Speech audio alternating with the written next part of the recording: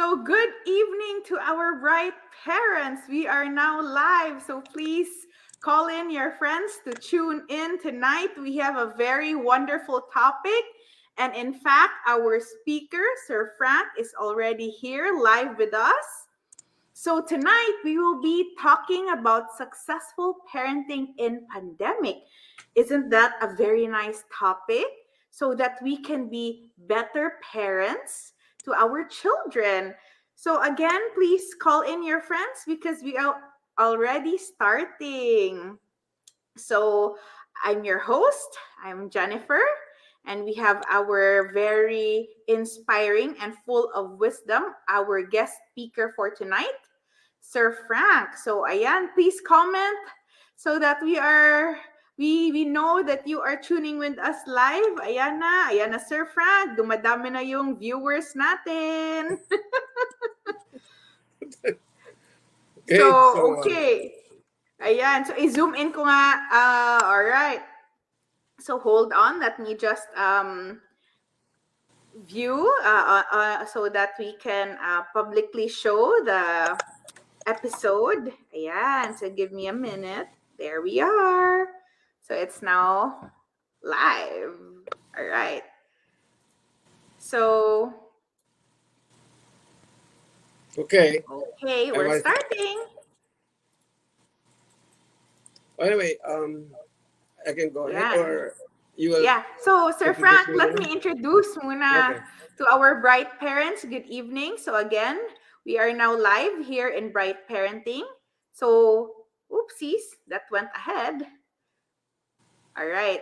So, Sir Frank, to introduce you all to our speaker for tonight, Sir Frank is the president of his own consultancy firm, which is Franklin Financial Consultancy Philippines, a software application provider for financial institutions.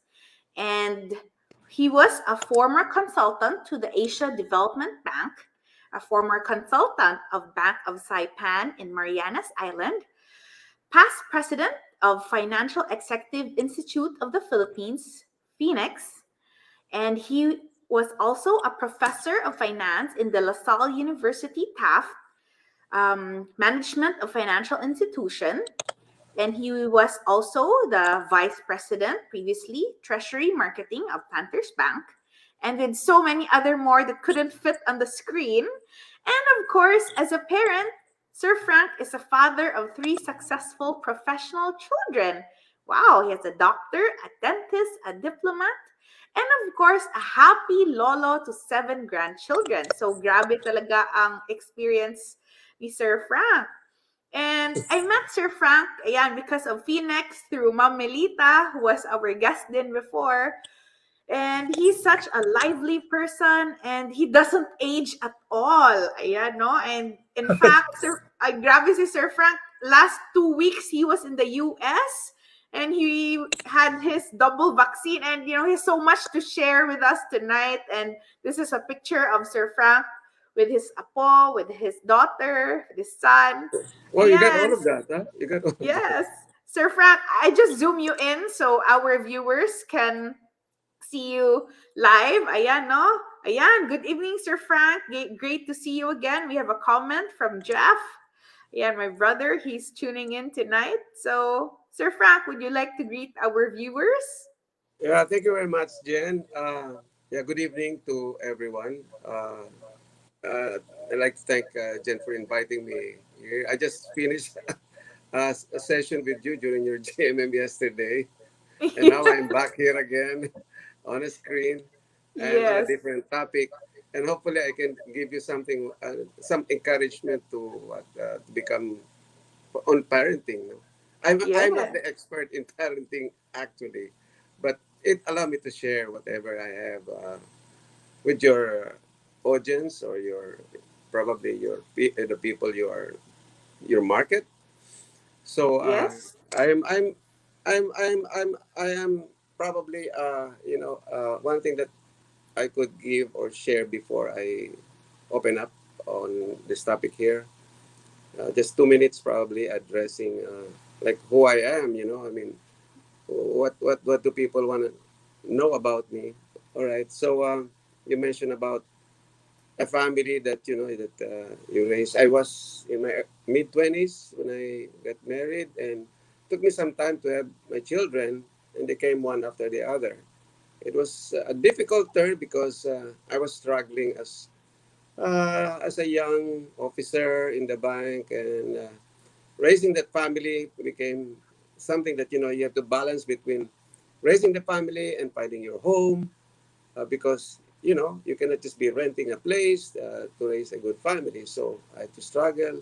I had to borrow money to be able to put up my first home, and then try to move myself up in the organization so you will have enough money to sustain the needs of the family, at the same time sending them to the best schools that you have. No, I mean, they not really the best schools, expensive schools. I sent them to, well, you might say that, but yeah, I was a little bit lucky that uh, one or two of them became scholars. And this is probably a little bit of a story that maybe I can start off and share with you, um, how this is not a success story. It's a sharing of something that some parents that I know, probably they had problems with their kids, and I had some classmates nagka-problema sila, then they have problem kids in school. Probably I don't know, but what happened was, one kid got involved, got a work na nakulong because of qualified theft. One became a drug and what. So I'm talking about the children. So these things are real, and sometimes you have to ask yourself, where does the problem lie? Where does the fault lie? Is it the parenting? Well, I'll tell you something. I'm not into drugs. I'm seriously into um, going to my career, because if I succeed in my career, then my children will see that if you are successful, they will follow in your footsteps, not necessarily your career. So probably this is something that maybe you can get a glimpse of what I went through, and something that I'd like to share. And this is probably a general statement, no? But it's not something that probably you would say, oh, ganyan naman siya, ganun naman siya, mga ganun. But I'll tell you what, even if I'm successful somewhere, it doesn't mean that you are going to be very, very rich. I've seen some of my friends, even classmates, who aim to become rich. And they joined the government, they became corrupted, and they got cases. They're now in the Sangligan Bayan. Don't quote me, but I will not quote them also, because they chose that kind of life. So maybe, I don't know. I mean, so now, yung mga anak niya, siyempre, are also in the shadow. Sabi niya, oh, my father is like this. So it's very hard to tell that, if you try to protect your family, but you have to protect yourself as a parent. You must make sure that you earn decent money. You must make sure that you are uh, probably be a good provider. Okay, but somewhere, somehow in the middle, you may not be able to spend as much time when they were growing up, because you are busy with your work. And especially this topic during pandemic, I I, I, I heard from one family. It's actually, she's a stewardess. When I was flying home, sabi niya, when we're flying, we take a risk, but this is the first time probably that me and my husband, they've not seen each other. They don't see each other because she flies. And then, so we're very happy. We have two kids, sabi niya, and then this pandemic has brought the family together. So I don't know if we should have pandemic all the time to bring families together, but that's not the point. The point is, from the very, very beginning, you start from when you were kids, you were Yeah. young, and you were under the tutelage or probably guidance of your own parents. And I would like to tell you about my story right now. So, Miss Jenny, maybe we can start off with the All slide. right. Thank you for your That's just a brief heartful intro. sharing, Sir Frank. So we start off with the parenting. Okay, you have a slide with you. I have to All open right. my. I will take out Can your you slide, Sir share Frank. that? Can you share that in another screen? Yes. All So at right. least we can get it also. So There.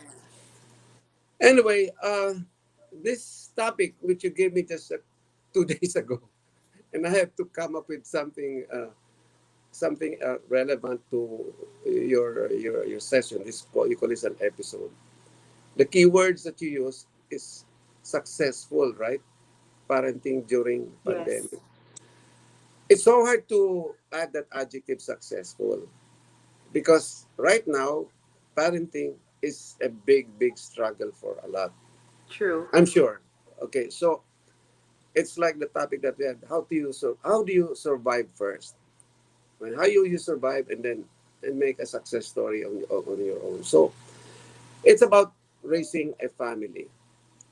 I have some friends who do not have families. They're married but they don't have families. So I asked them, "Who's your family?" So my family is my mother, my father, after they're when they're alive, and then my next family are my apos, my nieces. Kasi brother daw niya is married, but on his own, he's a self-made man. He's an entrepreneur. He has lots of money. Sabi ko, what will you do with your money? Well, I'll give it away to my apo, my nieces, etc. So, in a way, he had some objective in his life, which is really to raise and became very close to his nephews and nieces. So, whether you think of yourself as having a real family or probably having a family outside of yourself, if you're some people I know, they adopt, right? They would adopt children. But medyo mahirap din yun because you go through a lot of process. I have a classmate who adopted, raised the kid to be his own, but he passed away and the kid became a little bit the same. Kasi he didn't have a child but he had a previous partner. Nagkaroon siya, so nagkaroon siya ng problem sa mga inheritance. And right now, there's a court case with regard to, you know, alam mo na, mga inheritance nila. So, Yes. that is really a big problem for parents. So, I guess you're an estate planner. I can share something with you on that. No? So, first of all, we talk about the family. Regardless of who your family is, some people would become active in NGOs. Sabi niya, I have a very big family. I have a brother who is a priest, he's a Jesuit. Sabi niya, ko, ikaw wala kang pamilya. My family are my kids in Payatas. Those children there, I take good care of them. He put up his NGO, it's called Kapatid Kita, Mahal Kita. I support him, I gave him funds, I raise funds for him so he can give them yung mga bata, mga milk, and education. Nakonect ko sila sa Australian Development Bank, Australian Bank, Australian Embassy. Nagbigay sila ng mga furniture. So that way, I was able to help, even if I have already my own family. So sabi niya, Frank, thank you for sharing. So that way, you have what you call an extended family. You extend yourself if you are already somebody na meron ka ng family mo na okay na. You have to extend yourself. Hindi ka lang maglilimit doon. This is some of the problems of some people who are saying, oh, successful na ko, mga anak ko are already there, etc. What do I do next with my money? Oh, I will travel, etc., etc. See, they're not making use of their time. That's one comment I have with people who say, no, I keep myself busy by saying, okay, I try to meet up with some of my friends, their kids, we have gatherings like that, we have reunion. But more than that, you try to think of ways how you can probably say, hey, oh, sabi niya, Frank, you have a connection here. Natutulungan ko pa naman sila, yung connection with some, para makapasok daw sila sa school nito. I don't use that technique. Sabi ko, if your kid is good enough, kaya na niya yun. So, let's move to the other slide, no? So, it's about family, not only your own family, but going to an extended family. So, that is Right. how I describe ourselves here. So, be very sure that you can do something about yourself if you are, but take care of your family first before you go to the extended, no? Kailangan ayusin natin Yes. muna yung buhay natin.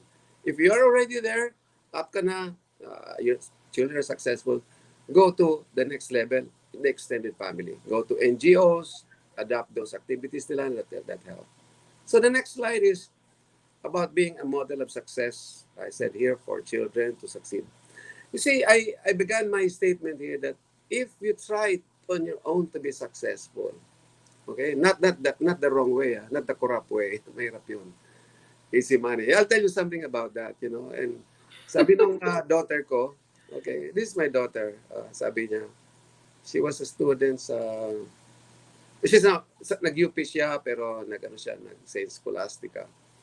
Sabi niya, you know, living a decent life, hindi naman, you know, I have answer executive at the time, you know, you have a car, you have a home, etc. But you're nowhere living in a plush village.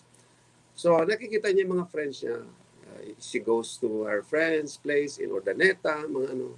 Sabi niya, Daddy, you know, you claim you're a scholar, you're a bright student, you had some your own periods of success mo, and etc. etc. Sabi niya, how come we are not rich? How come we are poor? And I couldn't answer that. And I just told my daughter, wow, how was she? She was probably in high school. Sabi ko, anak, you know, I'm not corrupt. Probably she doesn't know the meaning of corrupt. So sabi niya sa akin, why don't you be corrupt, Daddy?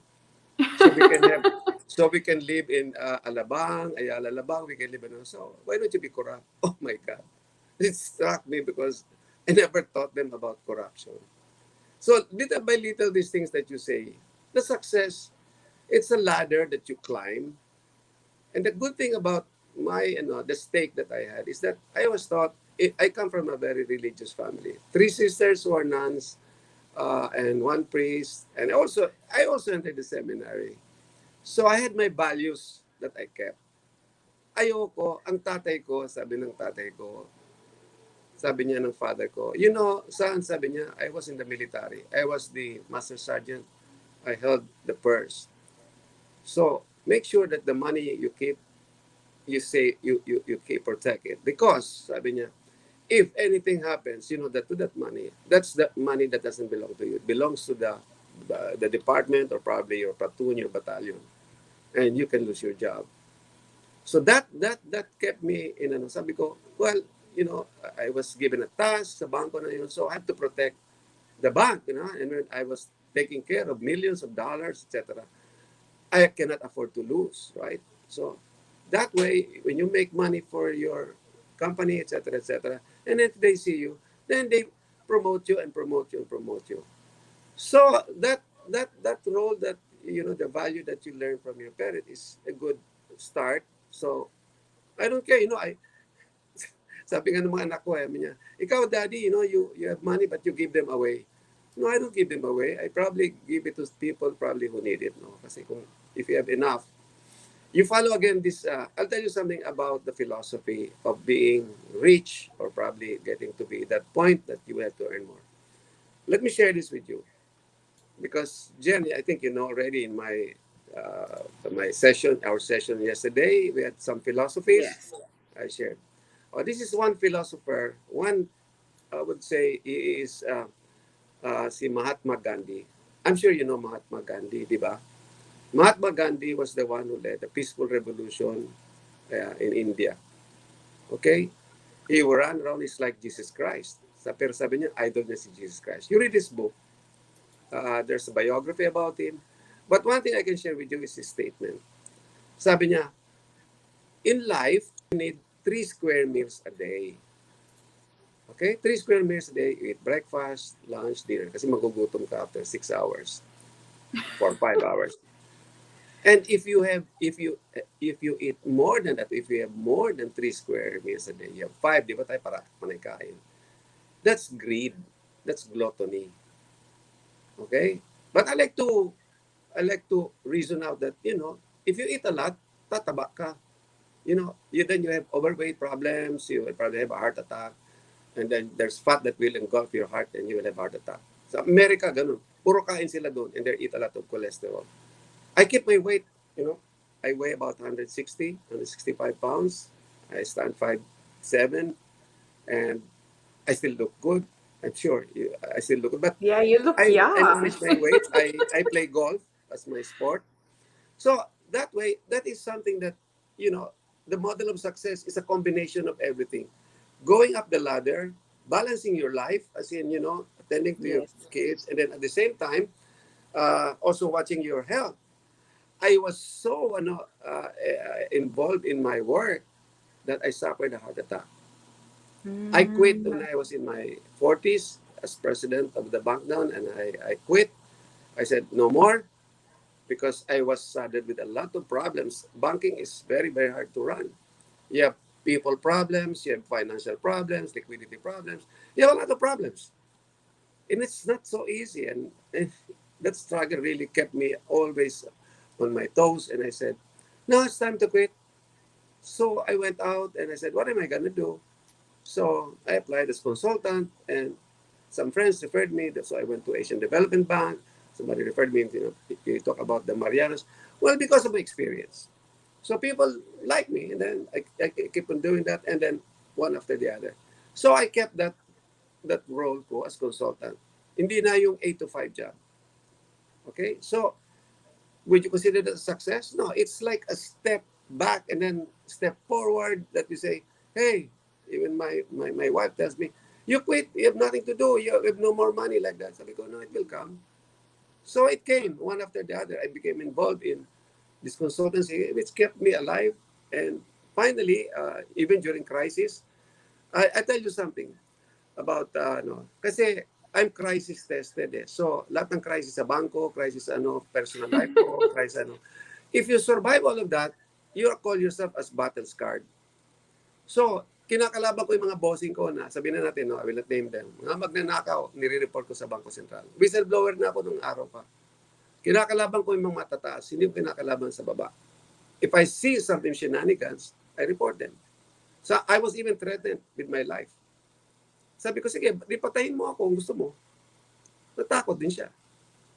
I put up a business, and partner ko, nagnanakaw sa akin. Sabi ko, look, just pay me up. Let's quit. I will not share with you all those things, but let's go to this parenting muna, because that's a different story. So, as I said, if you go up you make yourself as a person, a model of success, then your children will think about you, will be proud of you. And the story doesn't end there, because my children not necessarily following my footsteps. They say, hey, Dad, we're happy for you. You're doing very well. People look after you. I see you're always going to many around the country. Nagtuturo ka. Sabi ko, that is my advocacy. I teach. I tell you something about teaching. Teaching as an advocacy to make yourself a successful person, because you share. Again, the story about Yes. sharing. You share don't be stingy with your ideas. Because when you are stingy with your ideas, they'll just stay with you. They'll not grow with you. And you're not even able to help people. I've seen so many friends like that. So let's go to the next slide, Miss Jenny. Okay. Yes, I've been flashing it, Sir Frank. All Yes. right. So we are here now. Okay. This is the slide, right? Yes, parents You should can make always yourself make available when themselves. they're children. Also, this is the growing up portion of the children. When they're still young, may mga nanny sila, okay lang. Ano pa yon? So, nakikita nila yung lifestyle, no? I mean, yun naman ikaw, I mean, you have some parties in the house, birthday, etc. And then once they're already in school, I never pressured my children to be alert in school. I never even coach them. I don't coach them in their studies. Not because they want to. Sabi ko, if you have problems, come to me. So sometimes they will ask me, and and I cannot answer kasi, di ba, mga grade school textbooks na ito, iba na sabi ko, wow, I'm going back to the past, no? But iba na ngayon, no? Not because of now, no, but before, in the 80s, because they were growing up in the 80s. So, I just was there. Ang gusto lang nila, for me to make myself available. Okay, there are activities in school. You have to be present. Yes. You have to be there. You have to be there no matter. May mga physical education sila. Yung anak ko nagte-tennis. My son plays basketball in Ateneo. Sabi ko, just be there. Even in the village. Activities in the village. There are children's, di ba, may mga events tayo sa mga village ninyo. Be there. Because the more they see you, the more they will probably remember that, hey, it's my dad or my mom. They're always there. They bring the food. They bring, See, these things they keep these memories. I come from a large family, so I had no problem with my mother and my father. Even my own father was so proud that, even I was graduating elementary pa lang, sabi ko, Daddy, where are you going up to the graduation ko? And I'm not even the valedictorian. Sabi niya, no, how come you're so early? At 3 o'clock in the afternoon, it's still at 5 o'clock. Because the military time ko, 3 o'clock is 5 o'clock. He is there sitting alone. I got some honorable mentions. Sabi ko, that's all I can give you, Daddy. It's okay. It's okay. I'm proud of you. Very See, that's the supportive. father. That's the father telling you. So, nagkaroon ka naman ng buhay na sabi ko, hey, I will display my medal, which is nothing more but extracurricular activity. Anyway, so Yes. be there when their children ask you to be around. Okay? So, yan ang importante sa mga bata. They will always remember you. So now I'm grandparent. So sinasamahan ko sila. So in fact, they became very, very close to me. My 1 month stay there. The 2 were born during the pandemic. So they can call me now. Sabi niya, wow, Frank, wow, Frank, wow, Frank. Okay, so sabi ko, wow, okay. And then yung isa, di niya man yan, I never talk to her kasi 2 years old now. Tuto na. Sabi niya, what? Sabi ko, you call me Lolo what? So we're having fun. So my daughter saw that, sabi niya, how how come you're attentive to this one? You can make this yung toddler niya kasi isang anak niya. Parang napapalakad ko. Sabi ko because I train him to say to venture on his own to say where are you gonna go? Where are you gonna go? Come here like that, you know. So it's different, no? Grandparenting na yun. Hindi na ako pwede hindi na ako pwede mag-bend sa mga bata kasi kaya ginagawa ko, nakakarga ko, mabigat. This is my grandson. And he likes to open doors every time. Okay, open door, pati yung microwave. So my daughter saw that kasi yung daughter ko very busy. Sa hospital, sa Johns Hopkins in Maryland. Sabi niya, I'm busy earning a lot. And they're going to move to another house. They're well off na 3 cars, naka-Lexus, lahat. So I'm happy. I didn't even encourage them to become what they are on their own. So that is something that you spend time with them. No? So that Yes. ito na grandparenting na yan. Sabi ko, pasensya Grandparenting. na, I will not be around during award ceremonies ninyo. Okay, so next slide. Yeah, never give up showering with hugs Yes, and of course. kisses. Yeah, give them the love, and don't make a fake of it. No, make sure that it's really love for your children or grandchildren. Okay, so is this the next slide natin? No, we're done. Yeah. Now, there are times that you make mistakes, of course. No, Yes. children make a lot of mistakes, and then if punish them, they will cry. They will not even know why they made a mistake. So, I don't give them that kind of. Kasi kami, when we were kids, my papa was a very strict, and we make a mistake, he didn't follow the discipline. He would whip us with his belt. Really physical, abuse talaga. And you know what? Kami, mga tatlo kami mga lalaki na we're growing up together. Kasi mga loko-loko kami, pag sinabi ng ganitong 10 o'clock curfew na, and then we won't go home, we'll go home at mga 12 o'clock. So my father is very strict about that. So, ang mama ko, maliliit pa kami, para hindi kami mapalo ng papa namin. Ng mga mothers no, di ba, nakasaya. Dito kayo sa loob ng saya ko. So we were under the saya of the mother. Under the saya ng mother namin. Hinahanap kami ng papa namin. Sabi niya, papaluin daw kami ng papa namin. Sabi, wala sila dito, natutulog na gano'n. So, in short, the mother's love is very, very important. Okay? Kasi if my father was like, sabi ko, I will never be like my father when I have to punish my children for disobeying. But nonetheless, we became na-tame na rin kami. So we don't want to be punished. So we became obedient na. So I never I never struck nor probably whip or probably come to parang nasasampal mo yung people like that, and they will try to discipline their children through punishment. And that doesn't apply. It will not work. They will always remember that they don't even know why they made a mistake. And then you will punish them for what? So what I do, I said, what went wrong? What did you do? Okay? In fact, one of my kids, yung sa school, nagkamali siya sa binigyan siya ng mababang grade. Sabi ko, why? I mean, mali ang ginawa niya. Sabi, I went up to the teacher. I was there to defend my kid. She was crying all the time. Para sabi niya, mali naman yung teacher. And then, of course, yung isang daughter ko naman who likes to hang around with her friends, she would come home late. Sabi ko, eto ka ko yung maleta mo, you want to move into your friend's place? Sabi ko, you want to move in there because pag weekend nandun siya. Sabi ko, ito yung maleta mo. lumipat ka na. Sabi niya, Dad, okay. And when we were kids, I'll give you a story. This is true story. When Yes. I was already working, no? I was already working. I was in my 20s. That's the time when I was earning a little bit more, no? When I was in Citibank. One thing I did, of course, was to please my mother so that wala pa naman ang asawa. I turned over all my monies. I was making more. The 200 pesos lang ang minimum wage and I was earning Citibank 600 plus overtime. I was making 1,000 pesos. No wonder in 1 year I had a car already, a second-hand car. But I was really a bad boy. Why? Because may ano yun, martial law yun, di ba? So, may curfew. So, nagkaroon ako ng girlfriend, right, left and right, nililigaw, gano'n. So, we would spend hours doon sa boulevard. We were going to listen to the circus band until 4 o'clock, and ano. So, I wouldn't come home. Even during weekday, no? I was still in the bank as, ano pala ako, no, young executive. You know what my mother did? My mother would not punish me. Namatay ng father ko nung I was in fourth year. No? Sabi ng mama ko, kasi ang mama ko, ganun yung very patient. She would always leave yung food on the table. She would wait out for me.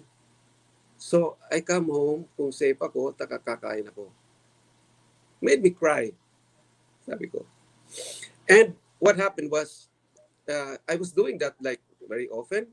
So, what my mother did, sabi niya, anak, pwede bang mag-iwan ka ng litrato mo? Sabi ko, ma, bakit? Hindi na kita nakikita, anak eh. After that, I stopped going out already with my girlfriends. I was coming home early. you know, you can be a little bit subtle in the way you are treating your children. So my mother was really very. I became very, very close to my mother, and Right. she had that love. When I became president of the bank, she was still alive then. Sabi niya, siyempre, my mother just finished grade 6, no? Kasi from Ilocos siya, no? She was already in her 70s. Ano? Sabi niya, a good expression kami niya, oh, I like my son. He is well known. Sabi ko, Mama, what is well known? Sabi niya ganun. Kasi hindi siya masyadong, sa English. Pero magaling siya mag-Spanish. Sabi ko, hindi siya masyadong sa English. Well, anyway, sabi ko, okay, well known. Kasi naging presidente na ako ng bangko. Well known na daw ako. This is the thing that my parent, so I do the same to my kids. It's something that you pass on from you to your children. And Right. in the mga monetary rewards, I mentioned it about monetary rewards. No, sometimes I would do that kasi minsan itong mga anak ko, dahil marami silang activity, sabi niya, Daddy, ganito, ganito. Okay lang naman, but never spoil them. I don't give them more than enough. That's why they're very frugal. Nagsisave sila ngayon sa family nila so they can have a little bit of a decent life. May bahay sila, may mga kotse sila, and they have nannies. They can afford nannies, yung au pair nila. So, the same thing, they're doing the same thing what I did to them. So, nakikita nila yung, Daddy, naalala mo, Daddy, then we will have conversations like that in the States. 3 years ko pa sila nakita. So, you give way to them. No? So, ito na yung next slide natin. The children's success is also parent success. I already mentioned about that, that when you talk about the success is not defined as if it's an objective. It is something that you you grow up and then kasi meron success and failure. They come together sometimes. Sometimes the failure is there. So they would cry, Daddy, kawawa naman tayo, Daddy, I lost money in my some business ko. I lost a couple of millions because I was earning million. Wrong investment ko, made mistakes. Mm. The business was like, I let somebody else run the business. Ninakawan ako. So I gave up. I don't wanna be I don't wanna have a partner. In my consultancy, it's one person corporation, OPC. Yung ngayon. One person kasi I used to have partners. I got rid of them. Ako na lang mag-isa. I decide on my own. Okay? So I have one staff. It's my programmer. Right. So now you call yourself now the values that I spoke about earlier. The values are passed on to you also from a parent. It's my parents. Of course, my father was a little bit different value, which is the discipline. I like the discipline of the value discipline for my father because sa kanya yung discipline of time. Sabi niya, no way will you ever say, if you have an appointment, make sure you are there an hour before. So when I was applying for a job, The appointment ko was about 9 o'clock. I was there already at 8 o'clock. Sabi naman, what are you doing here? Because I need a job. I want to be ahead. Baka marami pang nakapila dito. True respect and So whatnot. really, the time is very important. So you respect the time because if you do that, the person who is supposed to you're to meet, even in meetings, and then you're late. You're always late. O sa Ateneo na, pag late ka, may punishment ka, jog and post like that. So pag may klase ako, 7:40, alas 7 pa lang, nasa school na ako. I used to serve mass, and I like when I was serving mass in the Ah, cathedral, and I was always there. Kahit na walang misa, nandun ako, sabi ko, bakit? Baka may dumating na pare, gusto may misa. Kasi may bayad eh. May 5 centavos ako. Well, anyway. So, now we come to the last part, right? This is the last slide na. almost. Parenting before, during, after. So, what I shared with you is that the parenting starts from even the point of you as a parent now, from your parents yourselves. If your parents become, what do you call this, parents who are, you wouldn't respect them, you wouldn't like them, you're not proud of them because they're doing a lot of bad things. Gabi-gabi nagmamadyong sa bahay. I know some families. Gabi-gabi nagmamadyong. I've met some families like that. The parents, kasi may pera. So, nagagamble sila. So, yung mga anak, wala. No attention. They don't have time. Why do you have to do that? You don't have to do that, Pandemic or no pandemic. If you become like that, I think your children will also become mahjongera, or something like that, di ba? I play mahjong, but, kami lang mga anak ko, but our spare time, now we're old already. Ang kami, dito, paggabi, nagmamadyong kami, tulog yung mga bata. So, enjoy the company of my 3 kids. They meet up with me, 4 kami, nagmamadyong kami. Sabi niya, daddy, marunong ka pa ba? Sabi ko, I cannot see the cards, hindi ko na mabasa. Natatalo nila ako. So anyway, as I said, it starts from when you were young. Yes.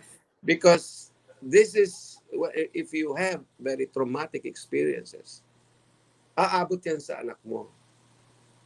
But you have to overcome the trauma. Kung ikaw napahirapan ka ng parents mo, you did not experience the love, make sure you can change that naman. Okay? Because you probably were schooled, and show that because it's not passing on it's passing on the baton. The baton, sabi nga. Di ba? Yung baton, di ba? Magre-relay ka.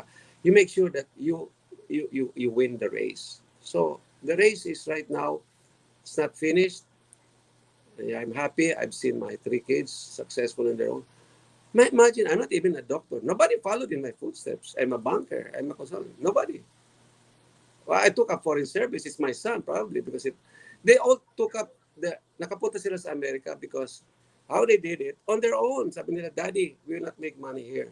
So, they applied after the revolution yata. No. 1990s. 2000 na yun eh. Nag-apply sila for master's program. Because you can go to the States to study. You can get a student loan. Nag-student loan sila. Okay? Payable over so many years. Yung isa, nabayaran niya na kasi malaking kinikita niya. Even as doctors or physicians or dentists, they make a lot of money. Sabi ko sa anak ko, anak, before I go, can you clean up my tooth? Sabi niya. Oh, prophylaxis, Daddy, it's about $200. What? $200? I don't have $200. No. I'll do it for you. 10,000 pesos. And then when you have this feeling ng isang tooth, $100. May mga staff siya, about 7 people, may mga technical, very modern ang mga equipment. Sabi ko, wala mang ganito ang mga dentist sa atin. Daddy, I had to invest there. I had to order that. And kami, we live on mortgages, Daddy. Sabi niya, you live on mortgages. You cannot live in America without any mortgage. You cannot have everything. But you have to work very hard until we turn about 50, and then we retire. So our children, they want to. So I guess, the continuity, ito sinasabi ko to, the bonding doesn't stop. It goes beyond that, Yes. even to your grandchildren. Kung assuming your grandchildren. Kaya mahirap pag wala. Eto, diba, dami na ng grandchildren ko na may mix up mo yung mga pangalan nila, sabi ko. Sabi niya, Daddy, baka may, Because kasi I changed my name now to Al. Sabi niya, dati bakit? Hindi ka na ba Frank? O Al, as in Alzheimer. Sir So Frank, we are anyway, down to our last that, slide na. Jen, Ayan. it's Yes. a different story.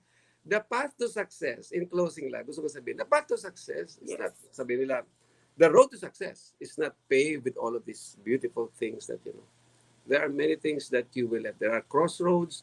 You will have to make decisions whether you to go here, go there, and make sure that that objective of yours from the very, very time that you were born. Remember, I told you that, and you found out really why you were born. You stick to that, and no way will you go outside of that, and you teach the same to your children. I do the same to my children. I told you about that yesterday. If you have this in your life, even this pandemic, no wonder you will succeed or probably survive this pandemic. This will last, by the way, to 2023. That's projection. So what's gonna happen next? That's another story, yung financial pandemic natin. Ibang story na yun. Another episode mo yan, Miss Jenny. Thank you very much.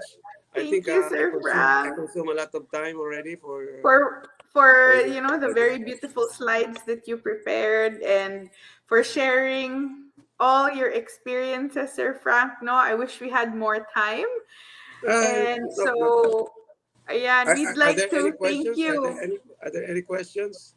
Ayan, so far, Sir Frank, there was none here, but my comment lang that, your daughter was so innocent to ask you na, ano, Daddy, mag-corrupt ka na rin. Those are the comments, and nice That is sharing true, those, Sir That is Frank. true. Because she doesn't even know the meaning of corruption. Kasi Ayan. sabi ko, kasi it was my mistake. Sabi ko, anak, hindi ako corrupt. Sabi niya, di mag-corrupt ka, Daddy, para makatira tayo sa Ayala Labang. And we have those Mercedes-Benzes. Yan, So, Sir Frank, we'd like to thank you. okay. Bright Thank you, Parenting would thank you like to too, thank Jenny. Sir Franklin Isaac I for appreciate your... imparting his valuable insights and brilliant presentation on the topic successful parenting in pandemic. And this happened in Bright Parenting webinar, August 2021 in Iloilo City, and presented by me, Jennifer Tan, Bright We are in Parenting. we are in Iloilo. Well, I signed it in Iloilo. I wanna visit your place because meron Yes, tayong please do dapat come schedule over. seminar on business Yeah, education there. very interesting. Enjoyed listening to Sir Frank. So we'd like to Okay, thank thank our you. viewers for tonight, and we will catch Thank you you. for the lunch. Thank you for the lunch. Yeah, you're welcome, sir. Next Friday for another exciting episode. Have a Oh, great yeah. I hope you can weekend. invite me by the time pa for that. Yes. Thank you very much.